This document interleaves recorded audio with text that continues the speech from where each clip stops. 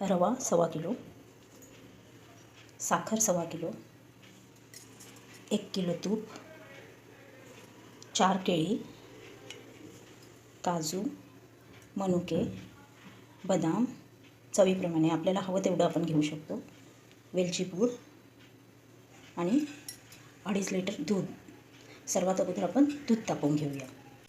इथे आपण 2.5 लिटर दूध तापवायला ठेवलं आहे आणि इथे आपण 1 किलो तूप तापवायला ठेवलं आहे. सगळेजण 1.25 किलो रव्यासाठी 1.25 किलोचं तुपाचं प्रमाण घेतात, पण मी त्यासाठी 1 किलो तुपाचं प्रमाण घेते, कारण 1.25 किलोच्या प्रसादासाठी 1 किलो तूप व्यवस्थित पुरेसं असतं.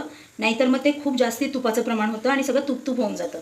आता आपण हे तूप तापलं आहे की नाही, ते खूप कडकडीत असं तापवून घ्यायचं. त्यामध्ये रवा असा टाकला की तो पटकन असा वर आला पाहिजे. ह्याने सगळा रवा आपला व्यवस्थित फुलतो आणि भाजायला जास्ती कष्ट पडत नाही. त्याच्यामध्ये आपण हा रवा टाकून घेऊया.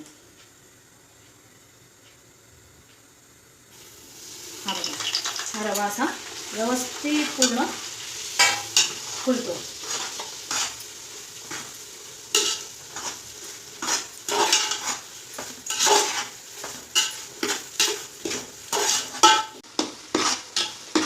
हे बघा, आता रवा असा भाजून थोडा हलका व्हायला सुरुवात झाली. आता ह्यावेळेस त्याच्यामध्ये आपल्याला टाकायची आहेत केळी. बरेच जण केळी वेगळी भाजून घेतात, तळून घेतात तुपामध्ये.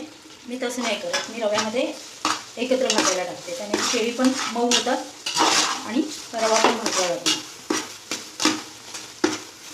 रवा जसजसा भाजत येतो ना, तसतसा तो हलका व्हायला लागतो आणि खूप सुटायला लागतो बाजूला. त्याला अजून भाजायला थोडा वेळ लागेल, 10-15 मिनटं. त्यामध्ये आता असं तूप सुटायला लागले म्हणजे हा रवा भाजत आला. तर रवा जसा भाजत आला ना, केळी त्याच्यामध्ये व्यवस्थित मऊ झाली आहेत पूर्ण. आता ह्याच्यामध्ये आपण ड्रायफ्रूट टाकून घेऊया. काजू, बदाम आणि मनुके हे सगळं ह्याच्यामध्ये मिक्स करून घ्यायचं. रवा असा खरपूस आता भाजून झालेला आहे आणि तिकडे आपलं दूध सुद्धा तापलेलं आहे. तर आता मी हा रवा, हा टोप आहे तो खाली घेते उतरून, कारण की हा गॅसवर ठेवून जर ह्यामध्ये उकळतं दूध टाकलं तर वाफ पूर्ण हातावर येण्याची शक्यता असते. म्हणून तो टोप मी खाली उतरवून घेते आणि मग ह्याच्यामध्ये उकळतं दूध टाकते.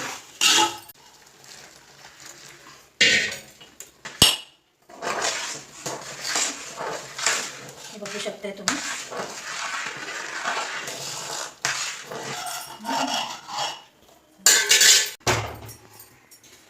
आता त्याच्यामध्येच आपण साखर सुद्धा घालून घेणार आहोत.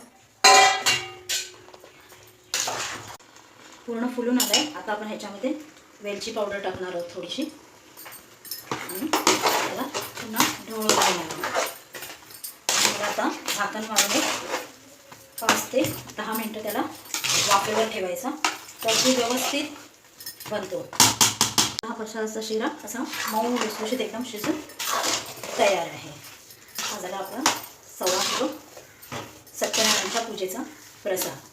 त्याच्यामध्ये तुम्ही तुमच्या आवडीने अजून जर काही ड्रायफ्रूट टाकायचे असतील तर टाकू शकता, पिस्ता वगैरे. हा प्रसाद आता रेडी झाला आहे. आता गॅस बंद करून ह्याला झाकण मारून असंच ठेवून द्यायचं. तो आतल्या प्रसाद पूर्णपणे शिजेल.